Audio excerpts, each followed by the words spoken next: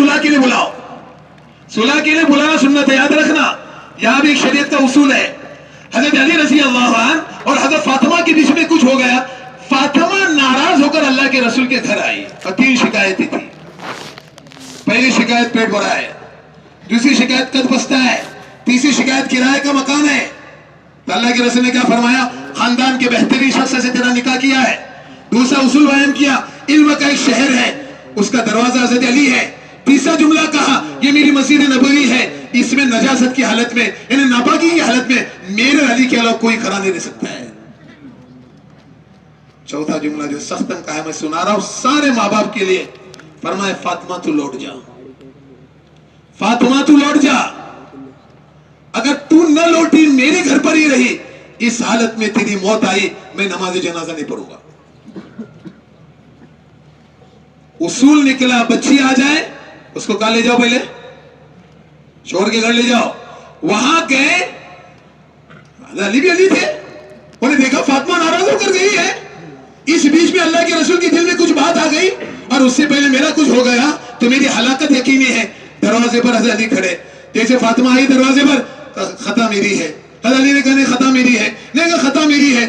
دونوں واپس چلے گئے. شام کے وقت اللہ کے رسول گئے, دونوں کے بیچ میں صلح کرائی, مسکراتے باہر آئے. صحابہ نے کہا لیکن کیا ہوا؟ کائنات کے بہترین جوڑے میں صلح کر کے آیا ہوں,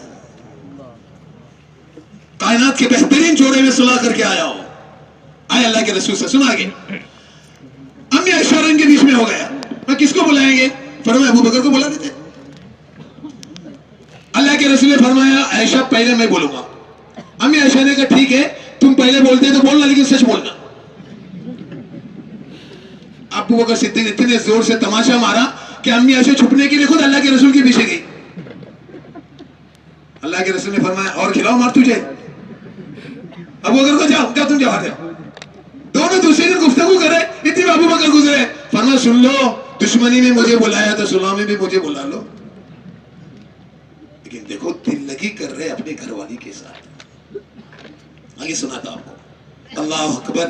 زندگی کسی اس موڑ پر آ جائے کہ گھر والی کے دل میں کوئی بات آ چکی ہے تو اس کو ہار جیت نہ بنانا, اپنی شکست کر کے اس کو بیچاری کو سمیٹ لینا. مثال دیتا ہوں, بلال بن رباح حضرت صفیہ بنت خوئی کو لے کر آئے, لیکن ایسی جگہ سے لے کر آئے خیبر میں کہ ان کے رشتہ داروں کی لاشیں پڑی ہوئی تھی, وہ بیچاری رو رہی تھی. اللہ کے رسول نے کیا کیا؟ سب سے پہلا کام ان کو اپنے نکاح میں شریک کر لیا, ان کے اوپر ہودج کے اوپر کپڑا ڈال دیا. تیسرا کام سواری پر سوار ہونے لگے, کاندھے جھکا دیے, سونے لگے. اللہ کے رسول نے نگرانی کی, اترنے کا وقت آیا کاندھے جھکا دیے. مدینہ آنے سے پہلے صفیہ کہتے میرا دل اللہ کے رسول کے لیے صاف ہو گیا. یہ اصول ہے, یہ اصول ہے. تو جیتتا ہو کہ میں جیتتا. میری زندگی میں عادت ہے صحابہ سے نیچے اترنے کی. پیر صاحب نے ایک جملہ کہا تھا میں سنا دیتا ہوں. کیا فرمایا؟ خواجہ صاحب کو ان کی گھر والی وضو کرا رہی تھی صبح کے وقت, ذرا سا لوٹا ٹیڑھا ہو گیا. انہوں نے ایسے غصے میں اس کو دیکھا, عورت سے بیچاری ہوتی کمزور, اس کے آنکھوں سے آنسو بہنا شروع ہو گئے. وضو کرایا, نماز کے لیے جا رہے, اللہ نے دل میں بات ڈالی ارے تو میرے بندی کو ناراض کر کے آیا تو مجھے کیا راضی کرے گا میرے گھر میں. وہ ہاتھ سے پلٹے اور کہا اللہ کی بندی مجھے معاف کر دے, مجھ سے خطا بھی میں نے تجھے ڈانٹ دیا. فرمایا اس کے چہرے پر مسکراہٹ آئی, میں مسجد کی طرف جا رہا تھا, اللہ نے میرے دل میں بات ڈالی تیری اس عمل پہ ہم تجھے جنت دے دیں گے. ہر جتنا بنانا اللہ کے واسطے, خوبصورت رہنا. اور ہم لوگ ہجرت کرتے ہوئے یہاں ہے, اپنے ماں باپ کے ساتھ سوتیلا سلوک نہ کرنا, ماں کے ساتھ بھی اچھا سلوک, باپ کے ساتھ بھی اچھا سلوک. یاد رکھنا یہ ہے نا, یورپ والے کتوں کی طرف کیوں گئے؟ ان کی اولادوں نے ان کو پیار نہیں دیا. اور اولاد جب پیار دیتی ہے نا ماں باپ کو تو اللہ دنیا میں ان کو کیا انعام دیتے ہیں. حارثہ بن نعمان دنیا میں تلاوت کرتے تھے اور ان کے قرآن کی آواز جنت میں سنائی دیتی تھی. امی عائشہ نے عرض کر دیا اللہ کے رسول ان کا کیا عمل ہے؟ فرمایا ماں کا بڑا فرما بردار ہے. ان کو بلایا اللہ کے رسول نے, تیری ماں کی فرما برداری کیا ہے؟ فرمایا اللہ کے رسول ماں کے کپڑے میں خود دھوتا ہوں. یہ جوان بچوں کے کپڑے روز ماں دھوتی ہے. صبح کو ٹیوشن کے کپڑے بھی وہ دھوتی ہے, اسکول کے بھی کپڑے کون دھوتی ہے؟ تم نے کبھی دھوئے ماں کے کپڑے؟ دھو لینا, اس اصول سے پتہ چلتا ہے دھو لینا. فرمایا اللہ کے رسول میں اپنی ماں کی کپڑے خود دھوتا ہوں. اگلا جملہ کہا اس کے بال میں کنگھی میں خود کرتا ہوں. तीसरा, अपने हाथ से मैं अपनी माँ को खुद खिलाता हूँ, और जो कोई बात कहती है तो दौड़ जाता हूँ, अगर से मुझे समझ में नहीं आए मेरी माँ ने मुझे क्या कहा, फिर मैं अपनी बीवी को और बांदी को बुलाता हूँ, मेरी माँ ने मुझे क्या कहा, पर तुमने पूछा क्यों नहीं, वरना मेरी माँ को दोबारा पूछने में मुझे शर्म आती थी। किया कभी हमने ऐसा? याद रखो, एक जुमला कहो, तुम और मैं विलायत के आसमान के मुकाम तक भी गए ना तो माँ की बद्दुआ से नहीं बच सकते।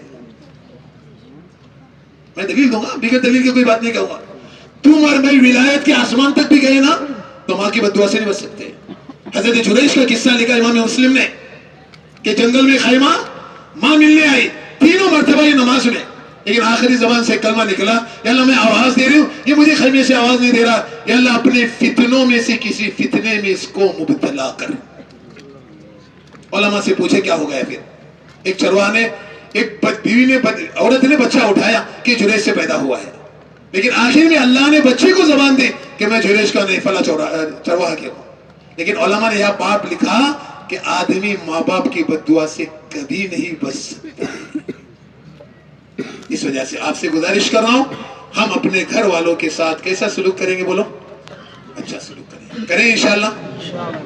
और अल्लाह के रसूल की आखिरी सुन्नत, हर एक को अल्लाह की बात कहना, कोई भी बुराई होते हुए देखे उसको बदलने की कोशिश करना, अपने अमल से बदलना, अपनी दावत से बदलना, और इसी के वास्ते दावत तबलीग का काम है।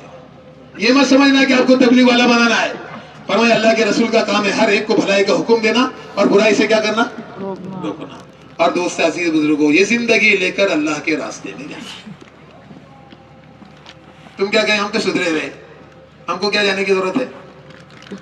ऐसा है?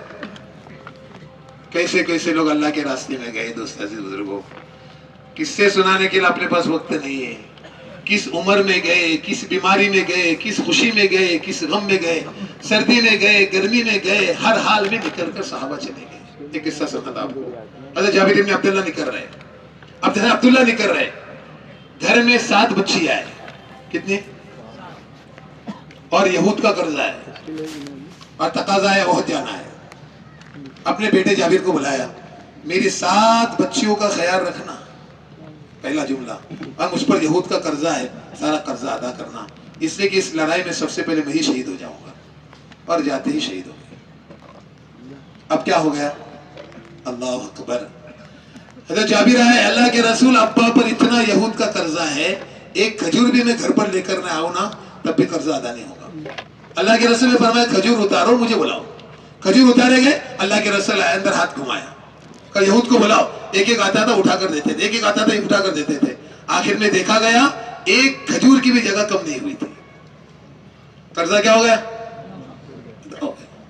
लेकिन इस हाल में भी सहाबा अल्लाह के रास्ते में निकले। इस वजह से आप भी नियत करें, इंशाअल्लाह जिंदगी की पहली मशगूली में इंशाअल्लाह 4 महीने लगाएंगे, और ये दीन लेकर इंशाअल्लाह हम आलम में जाएंगे और लोगों के सामने मोहम्मद सल्लल्लाहु अलैहि वसल्लम वाला दीन पेश करेंगे। करें इंशाअल्लाह। हम अपनी जगह पर खड़े रहकर बताएं कौन 4 महीने लगाएगा? खड़े होकर बताएं अपनी जगह पर।